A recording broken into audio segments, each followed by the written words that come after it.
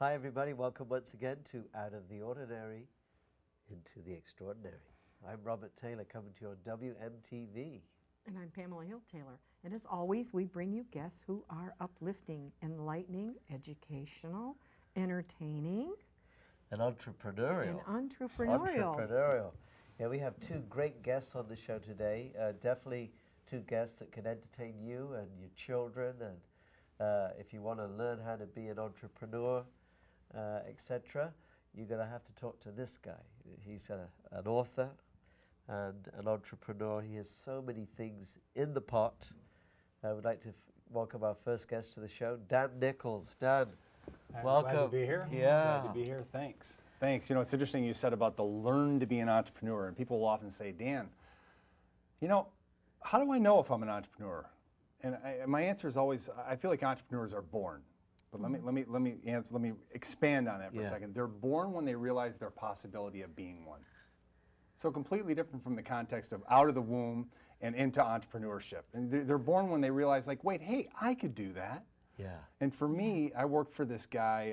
Actually, I grew up. My dad moonlighted a little bit on the side. He laid carpet, and then my uncle had a print shop. And I just remember thinking, my uncle's a really cool guy. I like him, but he's not any brighter than I am. I mean, I could do this too. Yeah. And I just kind of had that entrepreneur bug from a very young age. And I think, but you never know when you're going to get born into that possibility. It just happened to you one day. You say, you know what? I can do this. I can do this. What I'd like you to do is to go through a whole list of what you do. It's amazing. Well, it just so happens Multi-talented. it happens that magic is afoot here. Magic is afoot. You know, and I want to let you know that at times this feels like a schizophrenic existence. All these different personalities. But Robert, I know that you have a similar kind of thing of and they're all kind of they're in the same wheel. We're all schizophrenic. Yeah. Well, Yeah. What? Yeah. So on Friday morning, I was just thinking like a day in the life of Dan. People say, what do you do? And that's really hard for me because I do a lot of different things. And I always have. Because I remember when I was a little kid I had a few people that were in my life, even as I got a little bit older, that did lots of things. And I was always really impressed by that. And there was another guy that was a friend of my uncle's that would stop in, and he was always trying to sell something. He'd try to sell you soap, or he's going to clean your car, he's going to do this. And he was laughed at by the adults around when he'd leave the room. And I remember loving a part of that guy. Yeah. There was a part of him that I just thought, I like that he's like that. And I didn't know what to do with that or how to harmonize that in this child brain of mine, but like there was something about him that I thought was magically cool. That's totally fantastic. neat because he did lots of things. Yeah. So anyway, a day in the life of Dan. Okay. A Friday morning on WNZK, which is 690 AM, I'll do a half-hour entrepreneur show. I co-host that with a guy named Ike Engelbaum. And I also travel with the Get Motivated Seminar Group. They're out of Tampa. They're the ones that bring the big speakers into the big, large stadiums. So they'll bring Colin Powell, Lou Holtz, and They had a big thing not long ago. yeah, they had one this past summer. A mega one. Yep, and that's actually where I was offered the opportunity. I made a point of getting backstage, and when I was backstage, the guy that ran the whole shebang offered me the opportunity. And That's I've wanted incredible. that since I was 12 years old, 10 years old. I wanted Wow. that. I always knew I wanted that, and it just took that long to get there. So I just want to encourage the people that are out there that are thinking, here's what I'm after, here's what I'm after. You just never know how long you'll be in the cocoon to rest before you can actually take flight. Sometimes it just takes time. It doesn't always happen overnight. So I would just encourage people to think about that. Like, it's just because you're here right now doesn't mean you can't get there. Right. And I think of one of a mentor, and though I never knew him personally, but Zig Ziglar growing up, he didn't hit his stride till he was like 44 years old. And that's when he finally started doing his public speaking. But he's arguably one of the godfathers of public speaking. I think our own hometown boy, Henry Ford, I don't think he really made it till he was in his 50s. So, yeah. Right? Yeah, you just never know how long it's going to take. And I think a lot of that's because you're so busy finding out what you're not, so you can finally find out what you are. And it just takes time. And I also feel like, and that's another thing that I do, is I have a website, getunstucknow.net, where it's a membership website where people can actually help to deal with the psychology around entrepreneurship, wanting to start a business of their own. Because, at the end of the day, that's really what always makes the difference. There was probably other people that had dreams of cars and things, of making cars like Henry Ford, but Henry Ford did it. So what was that piece? Well, it wasn't because all of a sudden somebody gave him a bunch of money, or because he made the change. Yeah. You know, he exactly. did it. Yeah. So like you, I disc jockey. I Yeah. do weddings, parties, corporate events. That's been been doing that for 22 years. I do game shows, so companies hire me to come in and do Family Feud, Jeopardy, things like that. A Jeopardy style. I got to be careful. Yeah, yeah. I And get a Jeopardy's little not- trouble you, for you using. have to go with all the sets. You have the sets Yeah, yourself. I own the sets, and it really depends on the companies. You know, someone will pay a little bit more to have a lot more elaborate set, and some are just like, just a little game show. It just depends what they're doing. I traveled with Chrysler doing Jeopardy one year, and that was different because they owned a big set, and they sent me out on the road to do that. Yeah. I'm an author, so this is. We have your book there. We Yes, Here's have- one of them. yes. Yeah, we have the images. Yep, you got the yeah, image. Yeah, Yep. yeah. Lemonade Stand Simple. Just really simply, it helps people to launch a business. I deal with the psychology as I go through it, because at the end of the day, that really is, again, the difference maker. I deal with You should show basic that image. strategy 101 stuff. And actually, I have what I call a virtual coach, where I actually with audio, I walk them through the whole process of planning out their business. Now, when they get done with it, it's never about the planning, it's about the journey. It's about, having to Sure. go through all the Sure. questions and answers. And then at the end of it, I don't care if they take the thing and throw it in the trash, that's not the point. It's that I got you to, I don't teach people how to start a business, I try to teach them how to think like a business owner. And that's what I do with this. We've got the top secret on there. Armed consumer. Yeah, real Yeah. quick. This is I laid awake in bed for 6 weeks with this idea, and I kept waiting for my wife to say, "Dan, don't put another oar in the water," right? And finally one morning I said, "That's it. I can't do it anymore." So I created this product called Armed Consumer, and in it I interview 23 contractors in 17 different industries: plumbing, heating and cooling, electric, roofing, siding, windows, about what homeowners need to know when they hire a contractor. Huh. This is currently sold retail, actually online. Like I know that probably my Target has it online, I saw it, but also at armconsumer.com. I have to ask this Yeah. question as we speak. Have you approached Angie's List with that? I considered that, and I really wrestled with that one, because I kind of, well, if Angie's watching, my gut on Angie is that whatever Angie does is what Angie wants to do, and to Yeah. approach Angie with it, just there's a feeling about that I'm thinking, like, no, I don't need to expose her to this, because it wasn't terribly difficult to do. Yeah. You talk about leveraging in entrepreneurship. A buddy of mine owns a wedding videography business, Yeah. and he donated his cameras, and I just had to pay Wow. the day rate to his crew.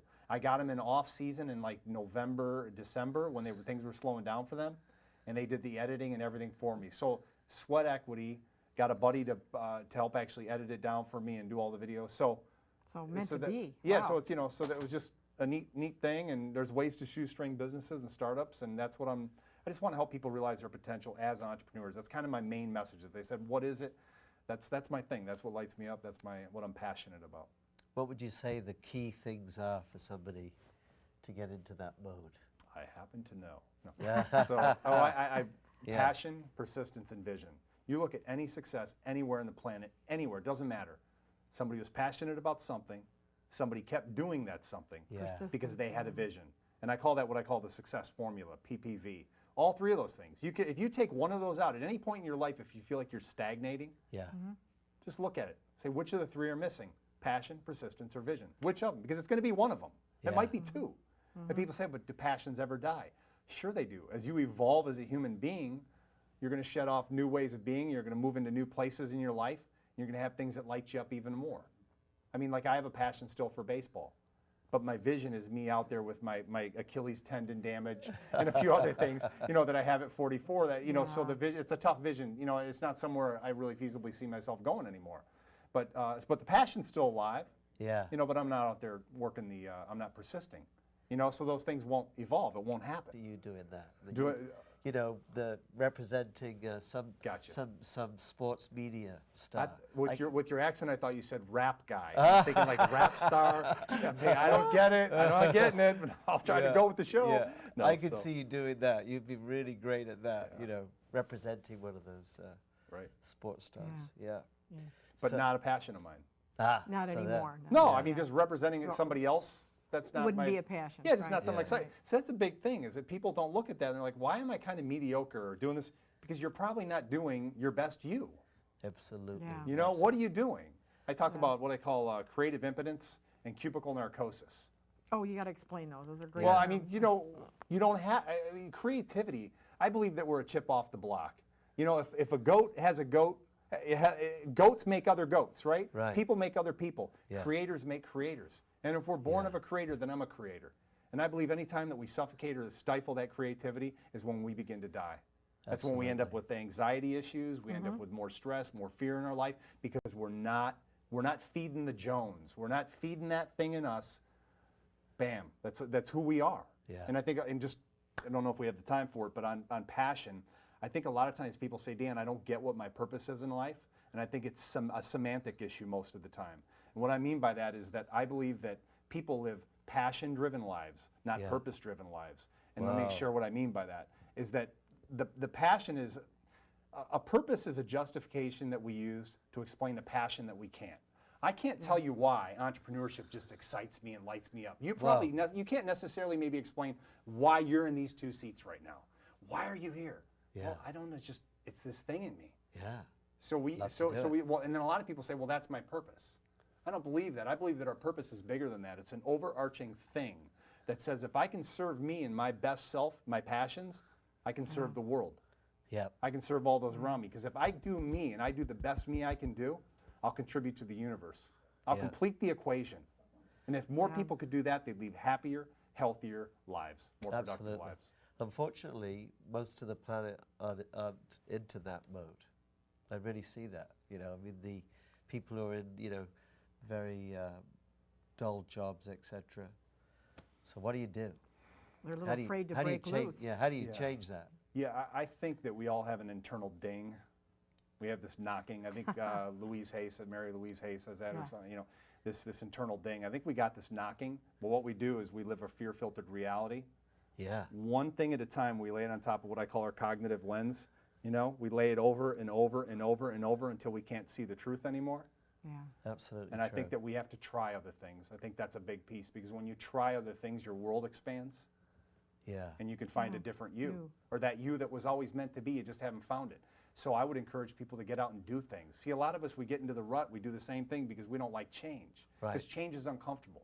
Yeah. And all change demands discomfort. If you don't believe me, they put elastic in the waistbands, right? So that you're comfortable. All change demands discomfort. It's just part of the deal. You can't separate the two. If you want to change, you got to do something that might be a little uncomfortable. But you're never going to change if you don't do something that's a little Well, uncomfortable. you can't have growth without change. Right. Growth demands discomfort. Growth.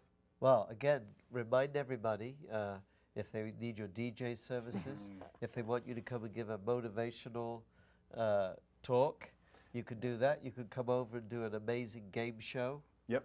And what else? Well, you've got these lemonade stands. Yeah, It's simple for the entrepreneur, somebody starting a business. That would Right. be So very so handy. if we all have a big passion in life, mine is if I was to say, Dan, you only can do 1 or 2 things, which would be really hard.